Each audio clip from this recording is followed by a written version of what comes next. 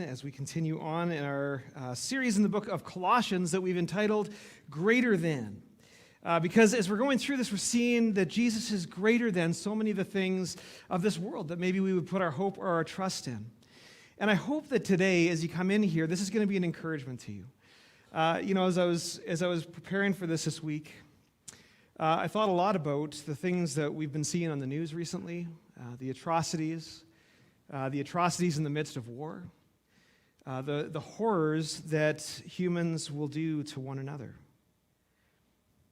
But I've been reflecting that it's not just in those places where that kind of stuff happens, but even here at home to different degrees and in different ways.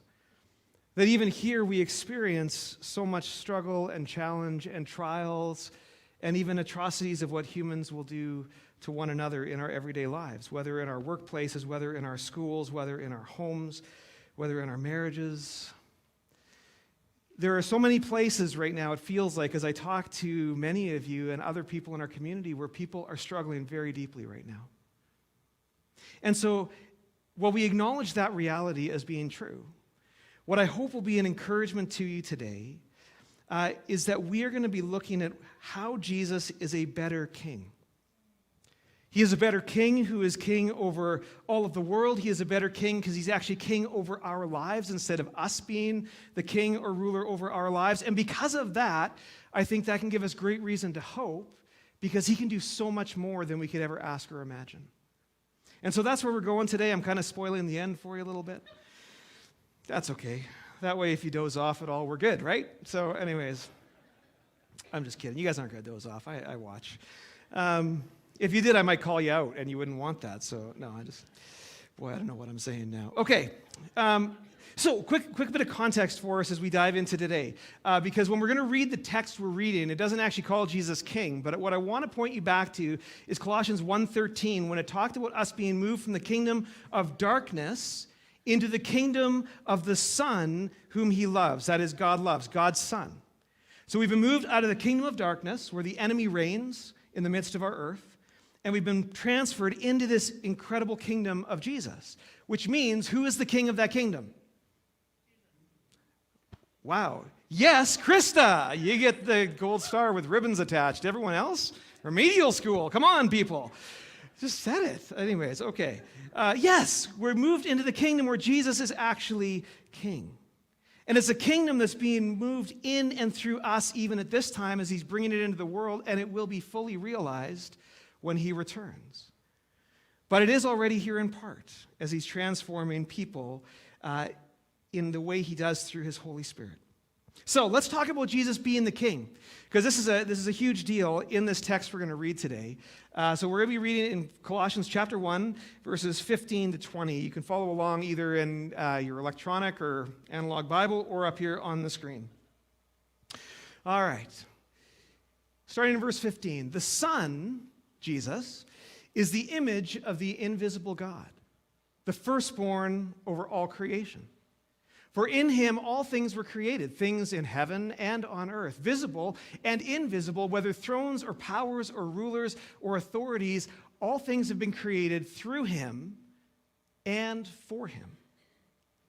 He is before all things, and in him all things hold together.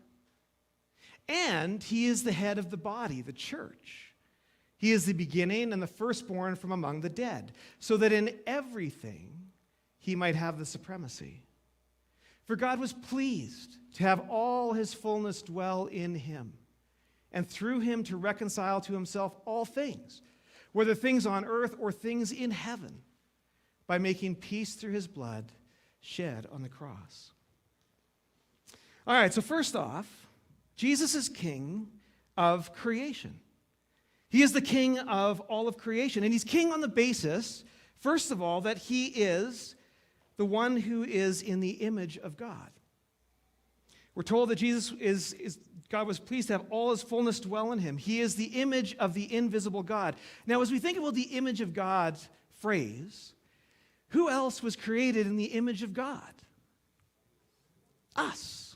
Genesis chapter 1, humanity is created in the image of God. And as we're created in the image of God, God actually gives humanity a mandate to rule, to have dominion, to be, in a sense, kings and queens, to rule over all the things of the earth, the things that crawl along the ground, the fish in the sea, the birds in the air.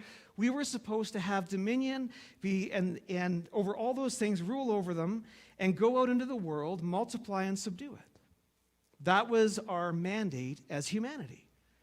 So we were created in the image of God, and we were given a mandate to actually have dominion over the earth. Now, a little spoiler alert, if you've read past Genesis 1, how'd that go? Not great. We kind of blew it, and that whole thing got messed up significantly badly. We've continued to try and rule over the earth, done a horrible job, and we continue to mess things up. But Jesus now comes as the one who is in the image of God, again, as a human, but he is going to actually do things right. And not only that, but he is both similar and that he's given reign over the earth, but he's actually greater than we are. And we see that he's greater by means of what he's given dominion over. It's not just over all the things that we were given dominion over, like the things that crawl on the ground and the fish of the sea and the birds of the air and the earth. Jesus is given dominion over all creation. Everything that has been created through him and is for him. Jesus has created and is in dominion over everything that is both visible and invisible. The things that are not seen, the spiritual powers of this world, the other gods that are subject to God, the other spiritual beings, small g gods, they are all under the authority of Jesus. He is the one who is king over all of creation. And he's the king over all things, in part because he's the creator and sustainer of everything. That's both a past action and an ongoing, sustaining, present thing that's happening. Jesus created it all back in the past. Everything's been created through him, and in him all things continue to hold together. He made it, and he sustains it. If it wasn't for Jesus, things would actually, we feel like they're coming apart at the seams, but they would literally blow apart. He is the one who holds all things together. Everything that's visible, physical, spiritual, all powers, rulers, authorities, everything has been created for him and was created through him. So Jesus is the creator and sustainer of all. And I forgot to go to that slide. There we go.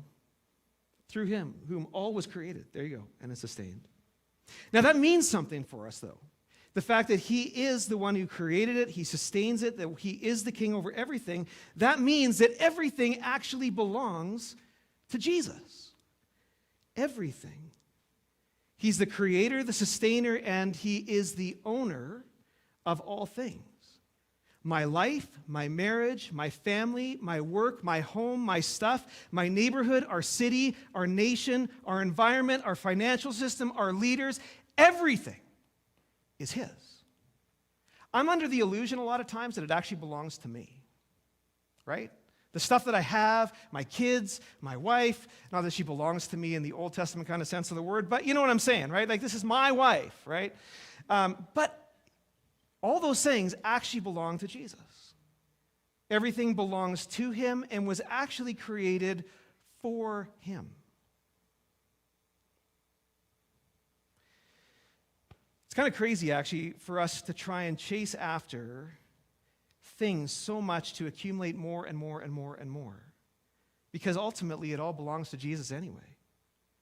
When we see wars fought over land or power or control, and people doing horrible things to other people to accomplish those ends, they're fighting over something that they're not going to own anyways because it actually doesn't belong to them.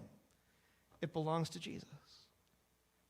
Now, Jesus does give us a role as stewards of the things that we get to participate in and enjoy and receive that he provides for us. But ultimately, everything belongs to him. Which means something else that's really important to us. That everything in all of creation is accountable to him. Everything and everyone. All creation was designed ultimately to bring glory and honor and praise to God through Jesus. It's all made for him to bring glory to his name. And everyone is going to be held to account for what we've done in our lifetime as those who are created by God to bring him glory. We're going to be judged for the things that we've done well and the things we've done poorly, the ways we've glorified God in our life and the way that we've rebelled against him and walked away. We will stand before him and be judged, ultimately, for how we've done with what truly belongs to him. That's true of you and me. You know, one day we will give an account for what we've done. All people are going to stand before the judgment seat of Jesus.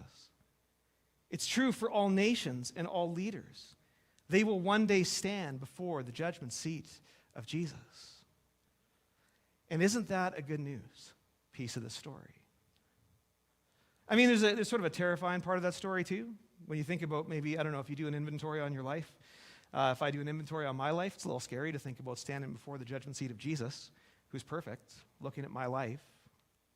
But this is good news because it means that anybody who has caused trauma in our lives, those who have abused power and lorded it over other people, those who have callously murdered, those who have redefined good and evil for their own purposes, every one of them is going to stand before the judgment seat of Jesus and face the consequences of their actions.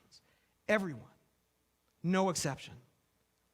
Everyone who has seemed to escape accountability for their actions here and now will face the music. Everyone and everything in all of creation is accountable to Jesus by virtue of him being the creator and sustainer of all things. Everything. Which includes spiritual forces that are active in our world. They are also accountable to Jesus and under his lordship, and they know it. They absolutely know it. And there's good news there too, because when we get in places of spiritual warfare, we know that the victory has already been won by Jesus and they are subject to his authority. They have no authority over him. And so in Jesus, we can find freedom from those evil spiritual forces who want to tear us down and destroy our lives, because we have Jesus who is in authority over them as our king. Jesus is the king of all creation. He is the one who made everything and who owns everything. Everything is accountable to him. But there's more. Isn't that great? There's more because Jesus is also the king of new creation. See, the thing with creation, and you may be familiar with this reality, is that creation's kind of busted, right? It's not working the way it was intended to work. The fact that we actually have a lifespan that ends. You guys may know the death rate right now. There was a statistical analysis of this. The death rate is currently 100%. Right? That's not actually the way things were intended to work. That's a part of the consequences and the brokenness of creation that's come because of sin. But Jesus is doing a new thing, and he's making a new creation that will ultimately be free of all the brokenness caused by sin. It'll be free of death, free of pain, free of disease, free of evil, free of wickedness, free of self-centered living, free of everything like that. That will all be gone. And he's going to reign over this new creation. So Jesus, in this new creation, Paul tells us, is head of the church. He is the one who is over his new creation people, the ones who have chosen to follow Jesus and become his disciples. He is our leader. He's our king. He's the one who's head over us as his body, Paul calls it. He likes the body metaphor a lot because we're a body made up of lots of different parts, all kind of doing and able to do different kinds of things. And Jesus is king over that whole unit that's called the church, which is a body functioning in all sorts of neat ways. Jesus is the head of us as his redeemed people, the ones who are walking into new creation. And the church, us, the people who make it up, not the building, us, we're actually what Paul calls the first fruits of God's redeeming work for all of creation. James actually puts it this way. He says, he chose to give us birth through the word of truth, through Jesus, that we might be a kind of first fruits of all he created. We're the ones who get to experience this new life, this new creation life first. Paul writes elsewhere in Romans that all creation is groaning, waiting for the children of God to be revealed, because we're the first fruits and all creation still waiting to step in to this new creation reality. We are the new people, the new creation of Jesus, and he is our king. He is the head over us. He is also the firstborn of resurrection, the firstborn back from the dead. Jesus is the first of those who have been resurrected to new creation life. Now you may say, Dave, I've read the Gospels. Jesus was not the first person to be raised from the dead. You're right. Jesus raised some people from the dead. In fact, there's also some people in the Old Testament that got raised back to life from the dead. Jesus himself raised Jairus' daughter. He raised a dude who was part of a funeral procession. He was being carried through the city and just, there you go, you're raised from the dead. And then there was Lazarus, who had been dead for 3 days, and he raised him back to life. The difference between Jesus being raised from the dead into this new creation life and these other examples of resurrection is they all had to die again. They were raised up back to life in this life, but they still had to face death again. Now, as much as it would have been amazing to be one of those people who was raised to life again by Jesus, it's kind of a downer that you got to die twice. I mean, like the experience of death and walking through people who are dying is not an easy one. And I can't imagine having to walk through that a second time. But with Jesus, the hope we have is when we go down into the grave, we are getting raised back to new life that will never end, into a body that will be imperishable. Even though what is sown into the ground is perishable, what will be raised up is never going to decay or die again. And that's great news. But Jesus is the first one to come back from the dead in that way and have this eternal resurrection body. So he is first in this, both chronologically, and he is also first in terms of his preeminence. He is the one who is first over all things. And he's first because he was obedient to God, even going to death, so that God raised him up and exalted him to the highest place, so that at the name of Jesus, every knee will bow and every tongue confess that Jesus Christ is Lord, to the glory of God the Father. So, Jesus is first of resurrection. So he's king over new creation because he's head of the church, firstborn of the resurrection, and he is also the one who reconciles all things back to God. It's through Jesus' death on the cross, a perfect sacrifice to pay the debt of sin that we brought into the world, that all God's creation can be reconciled to him, washed clean, made new, and whole. It's all on the basis of what Jesus did on the cross.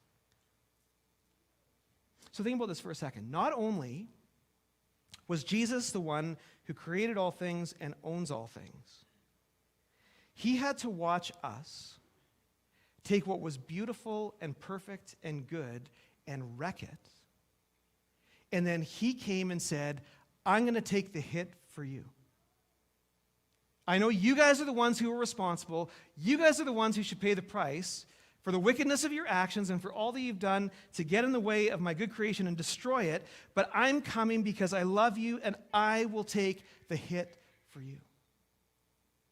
The one who made everything, the one who holds it all together, is the one who came to own the penalty of our sin. So for those who have chosen to follow Jesus, when we stand before him in judgment, here's the reason we're not afraid. It's because it's not our righteousness that qualifies us for his kingdom or for life or for reconciliation with God, but rather it's his sacrifice on our behalf that qualifies us for that life. So when we stand before the judgment seat, we're not there in fear. I mean, honestly, I'm thinking it's going to be a little scary to have everything I've ever done exposed before the Lamb. Like, that's not looking nice.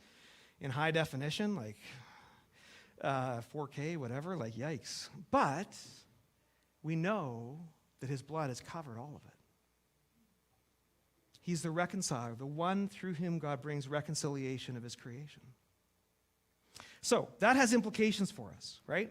The fact that he's the head of the body, that he's the firstborn from among the resurrection, and he's the reconciler of all things, that means, first of all, that he is actually our king. Jesus is the one who reigns as the king over his followers. Now, here was a problem with this sermon today. Like, we kind of have a king, right? I mean, we're part of the Dominion. We have a king. He lives over in England. And I think for most of us, he doesn't really have a whole lot of impact in our lives. We don't even really pay attention to his comings and goings and what he's saying. Like, it's just, he's there, he's a figurehead, but it doesn't really impact us in any way. And so I think sometimes if we're thinking of Jesus as our king, what do we have as a reference point for that? It's a little hard. But ultimately, because he's king, he calls the shots in our life. He's not just an add-on to life. He doesn't just get to call the shots in the religious part of our life when we show up to church on Sunday or when we choose to read the Bible or pray and, okay, Jesus is in charge for this 5 minutes of my life. He actually gets to call the shots in all of our life. He's the one who owns it all. He has redeemed us and actually paid the debt of our sin. He has bought us back from the kingdom of darkness to put us into his kingdom, so he actually gets to call the shots now of how we walk as we follow him. He's not just an add-on. He's not just a golden ticket to heaven. He's not just fire insurance. He's the king of his people. And as Christians in the world, or as leaders within the church or the Christian community, any authority we have always needs to be remembered. It is a derivative authority. Our authority we may have and may be able to exercise is authority under the authority of Jesus Christ and should always be subject to him. And we know how badly it goes when we don't do that. We see abuses in power in the church. We see Christians using their new redeemed life to go out and be absolute jerks to other people all around us. We use the power and the life we have for incredibly horrible purposes that would never represent the love and the life of Jesus Christ. He's our king, and we're accountable to him. And we should more and more be seeking to walk as he wants us to walk. Because as our king, he calls us to surrender. We should actually live with Jesus on the throne of our lives, giving control to him. When we keep putting ourselves in charge, we're actually usurping the authority of Jesus in our lives. We're usurping our king who has paid our debt and brought us into his kingdom of life. A partial surrender to him isn't really enough. He actually wants all of us. So he calls us to surrender every part of our life. I get that is incredibly hard. It's hard for me. But it is a progressive thing that we do throughout the course of our life to continually look at areas where we are living with ourselves in charge and surrender that to the lordship of Jesus. So he's our king. He calls us to surrender. And ultimately, he is returning to fulfill his kingdom and to make it whole over the whole of all of creation. He's active now, bringing his kingdom into the world as he works in and through us. That we're kind of the means of Jesus' kingdom spreading here and now. Now, for you, that may feel like a scary thought. Like, this is Jesus' kingdom, right? Is you and me. Like, this is us. And we are the means by which the good news of the love of God and the reconciling work of Jesus is going out to our world. And as I look at my own life, I go, God, that is not enough. It's not enough. But this is the way he's chosen to do it right now. But he will ultimately come back and establish his kingdom fully and completely over all the world, driving out all wickedness and evil from his good creation and making his world new. And we have incredible hope in that when he returns, we get to have those resurrection bodies that will not spoil or perish or decay or fade, but will live on for eternity with him. He is returning to fulfill his kingdom work. So, What do we do with this today? What do we do with the reality that Jesus is the king? Maybe I haven't sold you on the reality that he's the king. That's okay. You can keep working on this one, keep processing this. The reality is, regardless of what we believe to be true, we're going to get to see what's true. What is actually true is going to be shown, right? So we have an option and an opportunity to do something with this reality that Jesus is actually our king. And I want to suggest 3 things we can do this morning. 3 things we can do with this reality of Jesus being the king. First of all, we can choose to declare that he is the king, right? If you maybe haven't stepped into a relationship with Jesus, and you've been living either with yourself in charge or following some other king in your life, some other thing to put your faith and hope in, I want to encourage you, this is an opportunity to declare that Jesus is actually the king and can be your king. Romans 10 says, if we confess with our mouths that Jesus is Lord, that he is the one who is on high, that he is the master of all, and we believe in our hearts that God raised him from the dead, we will be saved. If we declare this truth that he is the king, that invites us into new life in him. So you can declare that Jesus is actually the king and step into life and faith with him. The second thing we can do this morning is choose to yield control to Jesus. I actually love this picture I found. You can yield to the one way that he wants you to go. Because there is one way he wants us to actually live. We can choose to yield control of our lives, every part. Maybe that part that we've kind of been holding on to for some reason. Maybe it's a part that's really difficult to let go of because we've experienced trauma and hurt in that part of our life. So to give that to Jesus feels like a huge step into vulnerability and the possibility of pain and loss. But our king is a good king. He's a loving king. He's a king who actually works all things together for the good of those who love him. He's a king who actually wants to take that hurt and brokenness of that part of your life you're holding on to so tightly and say, I see you there, I love you there, I want you to experience freedom and life there. If only you'll give it to me. We have a choice to yield control of our lives to Jesus, every part. This week was my week to work on changing all our tires over from summers to winters.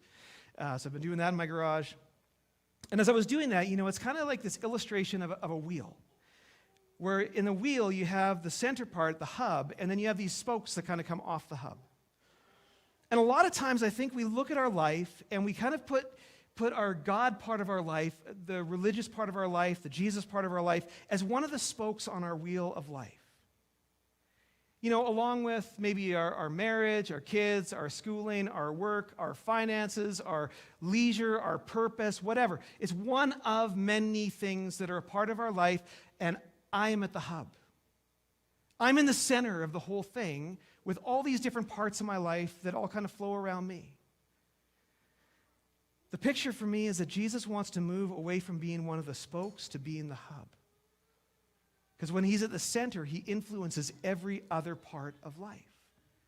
Because he actually wants a say in how I relate to my wife. He wants a say in how I parent my kids. He wants a say in how I handle my finances, in what my purpose is, in how I live at work, in the schooling I go to. He wants a say in all of it. And guess what? He's better at this than you are. He's so much better than I am. His plans are so much better for us than our own. But for Jesus to transform these parts of our lives, for him to sanctify us by his Holy Spirit, we need to surrender first. And so the invitation today is yield control to Jesus in every part. Maybe one specific part today. Third thing we can do, we can pray for his kingdom to come. When Jesus' disciples asked him how they should pray, this was a pretty big part of the prayer. Pray, your kingdom come and your will be done on earth as it is in heaven. And as I walk through more and more of life, I increasingly feel the need for God to be acting in our world, in my world. I see the need for him to be moving in some pretty significant ways. Maybe more broadly in the spaces of war and conflict, more particularly in our lives and in our families, in our spaces of loss and grief and hardship and frustration and feeling like we're just getting the you can fill in the blank kicked out of us. In all those places, we need God's kingdom to come and for his will to be done in those places so that he can transform them and bring life and hope. And so we can pray, your kingdom come in the Gaza Strip. We can pray, your kingdom come in Ukraine. We can pray, your kingdom come in our city, in our schools, in our homes and marriages and families. We can pray, your kingdom come in my anxiety and depression, in our addictions and our traumas. We can pray, God, your kingdom come. And let your will be done in all of these places on earth, in me, in these conflicts, in our city, as it is in heaven. And see what he'll do. Pray that God's kingdom reign would come and transform all of the brokenness in our world, all of the brokenness in us, that his reign would affect transformation. So what we can do with this today, we can declare that Jesus actually is the king, we can yield our lives to him, and we can pray his kingdom come, that we would experience not just the knowledge that Jesus is the king, but experience the reality of his kingdom reign here and now. Well, church, we're going to take a little bit of time to respond. I got to say, I feel like that was more of a beat up than an encouragement.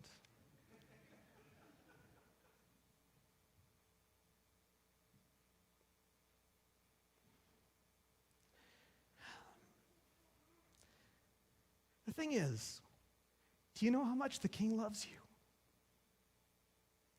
Do you know how much he cares about the struggle you're feeling right now?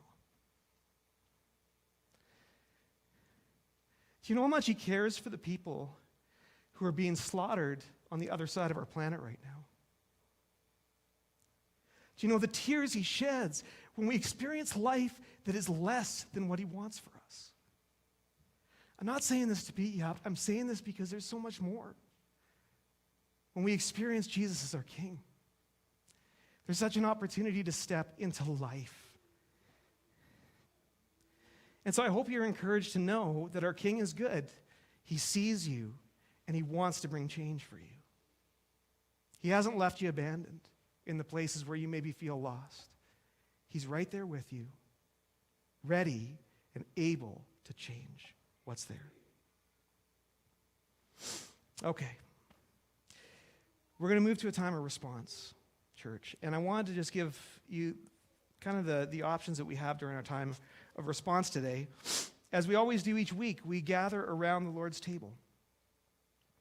And one of the really amazing things about this table is it reminds us that before Jesus, at this table, we are all equals. Every single one of us. Because we are all people who are sinners in need of grace. And so we come to this table to be reminded that Jesus is the reconciler of all of creation, including you and me. He is the one who came by his death on the cross, represented by the bread that we eat. He is the one who shed his blood to make a new covenant, an agreement between us and God, so we could be in right relationship with him. That's the cup that we get to drink, the juice we drink. He is the one who set this table in his body and blood to give us the opportunity to step into that new life. And so as we gather around this today, we gather as equals under the headship, the lordship, the kingship of Jesus Christ. And we give him thanks for these gifts of his reconciling death. So we'll do that as we start our response time. You're invited to come. Servers, why don't you guys come up now? Worship team, you guys can come on up now. Prayer team, make your way over to the prayer room there. That'd be great. So this is the table, and you're invited to come to the table as we begin. Take the bread, take the juice, and then you can take it back to your seat and receive it as you're ready to do that. We do have our prayer team. Chris and Carol Joy are going to be in the prayer room today. And maybe that's a space today where you need to go and actually declare Jesus as your king. Maybe it's a place you need to go and pray and give up control over some part of your life you've been holding on to and surrender it to him in prayer. Maybe it's a place you need to go and ask that God's kingdom would come for you. In some part of your life you've been struggling with, some part of your life that's just been beating you up, you want to go and ask for prayer that God's kingdom would come there for you. The prayer room is open. Feel free to go at any time during our worship response time. And we'll also have some songs, and our ushers will come a little later on for a chance just to praise God and to give, to declare our praise and our allegiance to King Jesus through our words, through our giving, as a means just to declare that he is the King over all that we have, over all that we are. So church, why don't you stand as we begin this time of response? And let's focus our attention on the words of this next song that really talk to us about Jesus being our Messiah who came to do this incredible reconciling work to